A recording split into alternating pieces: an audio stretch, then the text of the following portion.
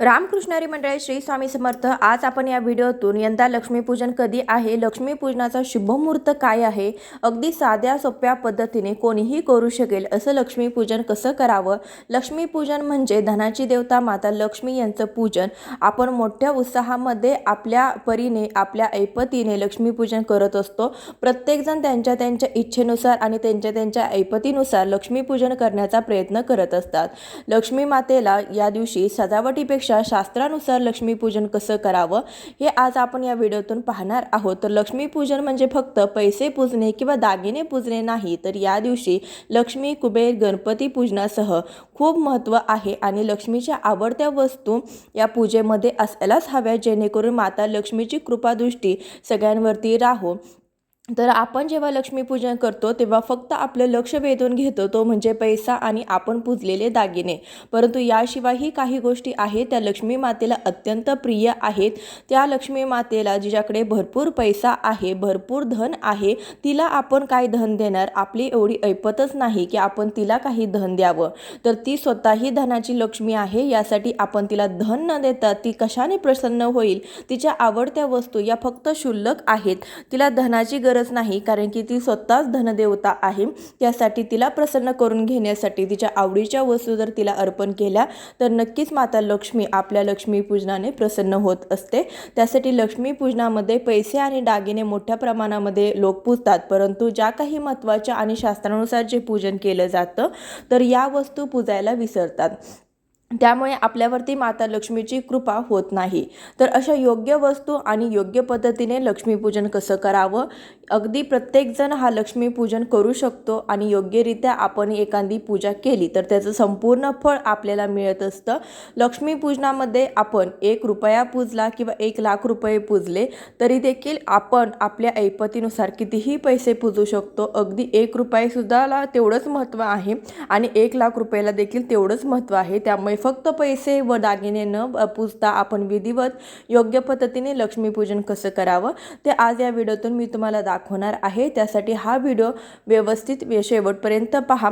मी तुम्हाला नेहमी शास्त्रानुसार विधिवत आणि योग्य पद्धतीने पूजन कसं करायचं तर ते सांगत असते. त्यासाठी चॅनलवर नवीन असाल तर सबस्क्राईब करा. लगेच व्हिडिओला सुरुवात करूया.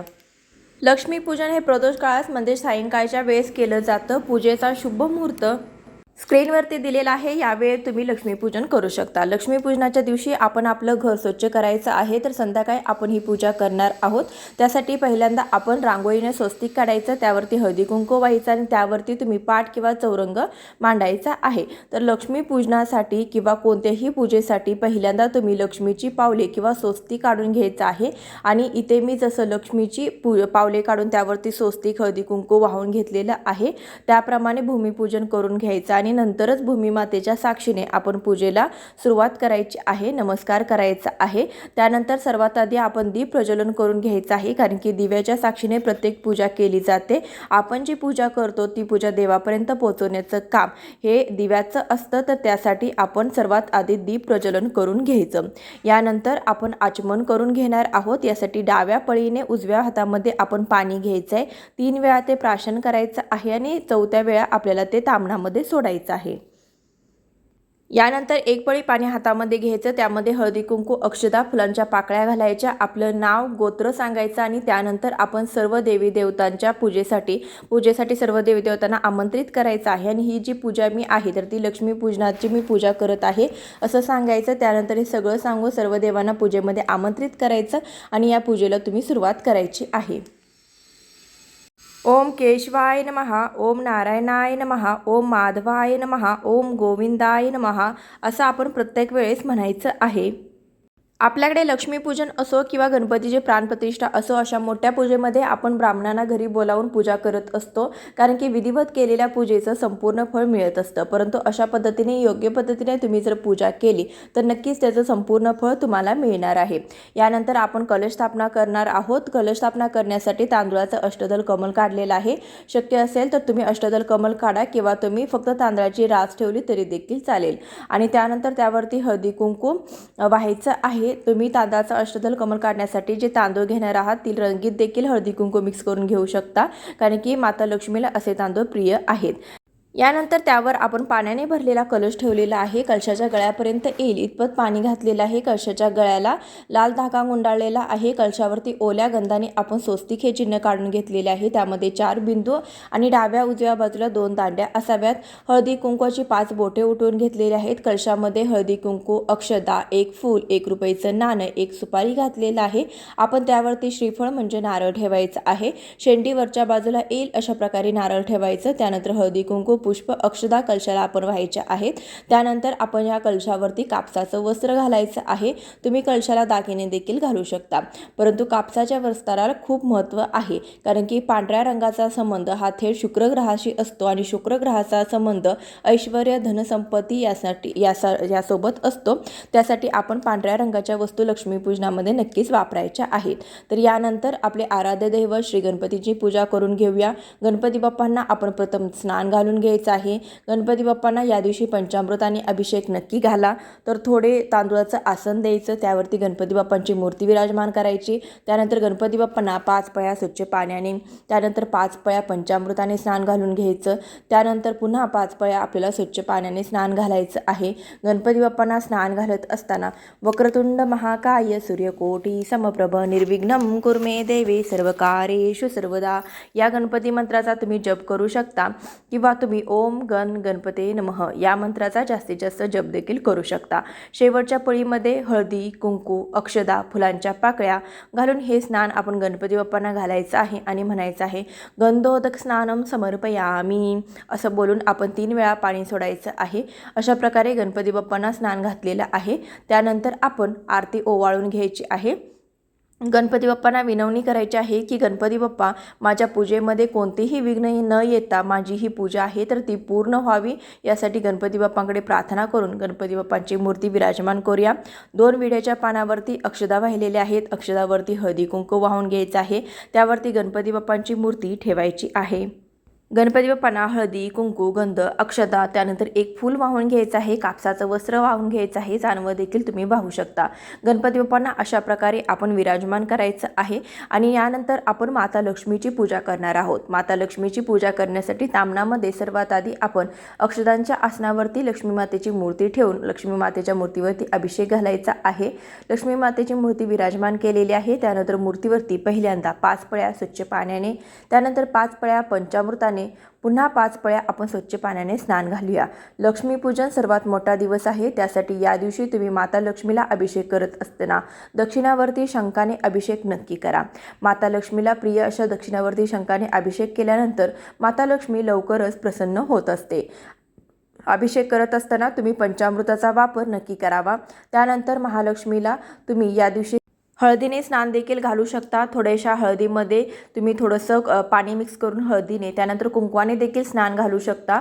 आपण मूर्तीवरती कुंकुमार्चन करू शकत नसाल तर आपण थोड्याशा वेळामध्ये कुंकुमार्चन करू शकतो. म्हणजे थोड्याशा कुंकवामध्ये आपण थोडंसं पाणी मिक्स करायचं आहे आणि त्याने आपल्याला महालक्ष्मीच्या मूर्तीवरती अभिषेक करायचा आहे.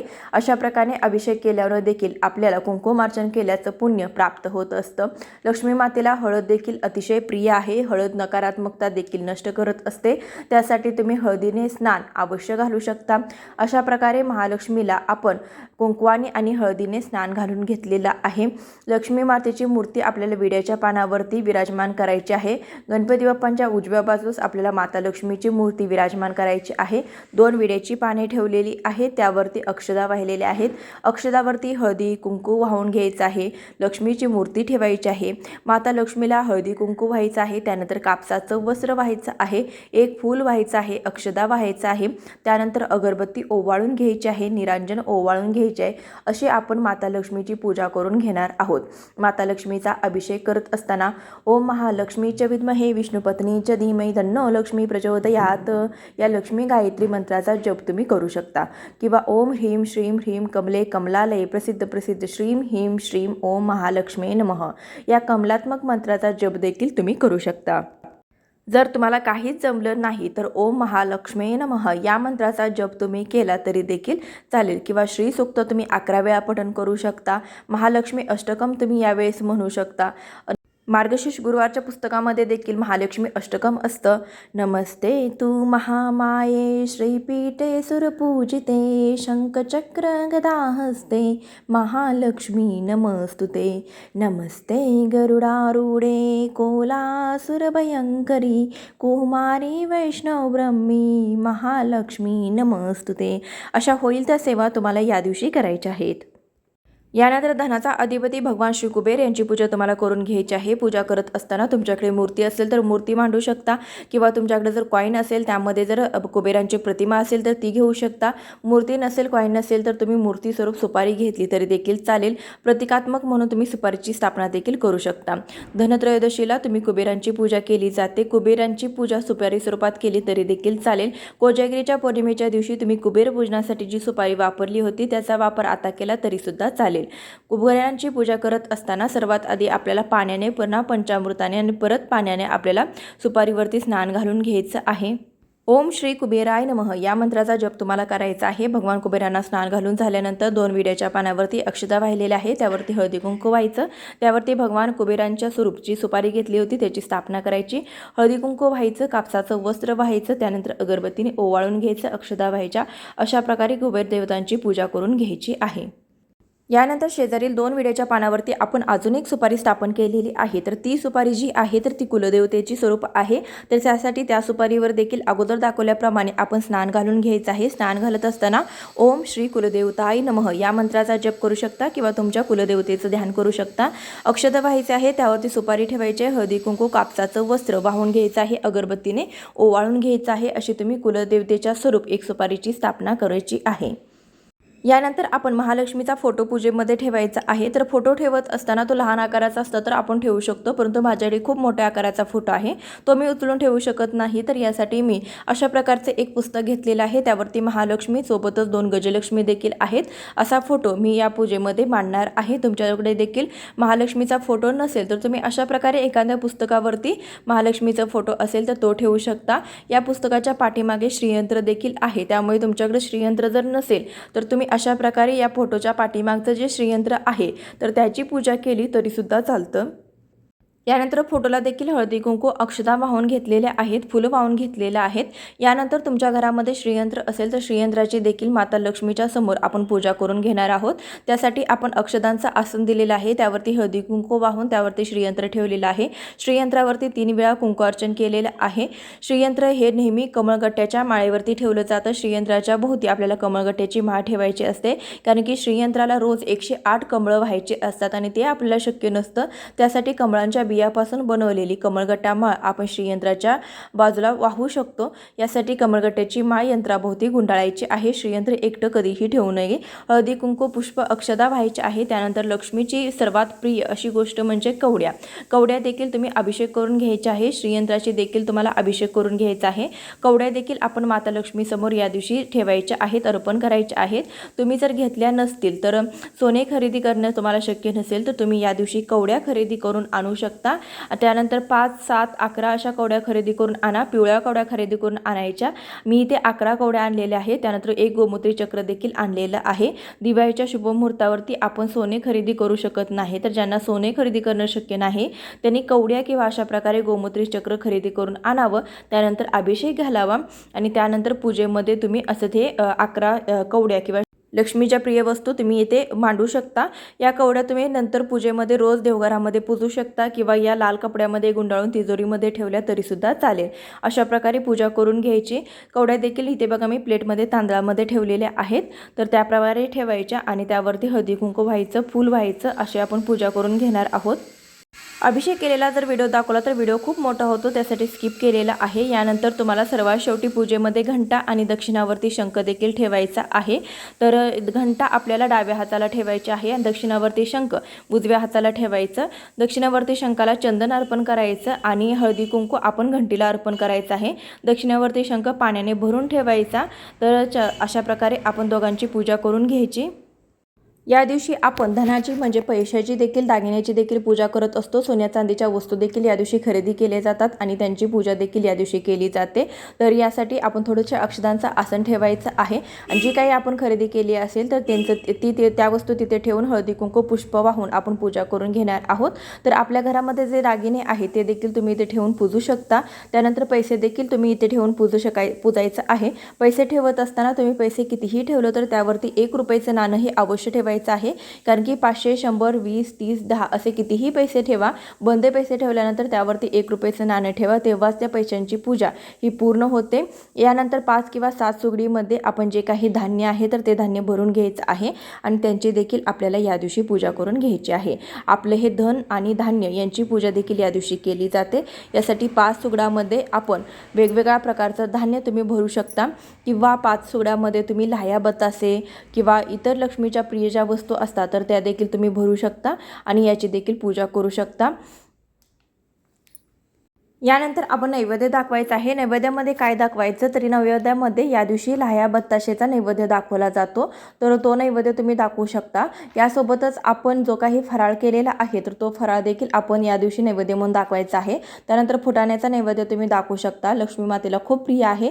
तर असा लाह्या बत्ताशेचा, फुटाण्याचा किंवा दुधाच्या खिरीचा किंवा दूध साखरेचा नैवेद्य तुम्ही या दिवशी महालक्ष्मीला दाखवू शकता आणि आपल्याला जी काही आपली फराळ केलेला आहे त्याचा नैवेद्य देखील दाखवायचा। तर आपली ही पूजा आहे तर अशा पद्धतीने करायची आहे। लक्ष्मी मातेला पांढऱ्या वस्तू ह्या खूप प्रिय आहेत, त्यामुळे बत्ताशे आणि लाह्याचा संबंध थेट शुक्र ग्रहाशी असतो। त्यामध्ये पूजेमध्ये आपल्याला नैवेद्य दाखवत असताना लाह्या बत्ताशेचा नैवेद्य दाखवल्याने आपल्या संपूर्ण इच्छा या पूर्ण होत असतात। तर दिवाळीमध्ये तुम्ही स्वीट बनवलेलं असेल, आणलेलं असेल तर ते देखील तुम्ही देवाला नैवेद्य म्हणून दाखवू शकता। यानंतर या दिवशी नवीन झाडू खरेदी करायचा असतो आणि याची देखील आपल्याला पूजा करून घ्यायची आहे। कापडावरती, वस्त्रावरती किंवा पाटावरती तुम्ही झाडू ठेवायचं आहे।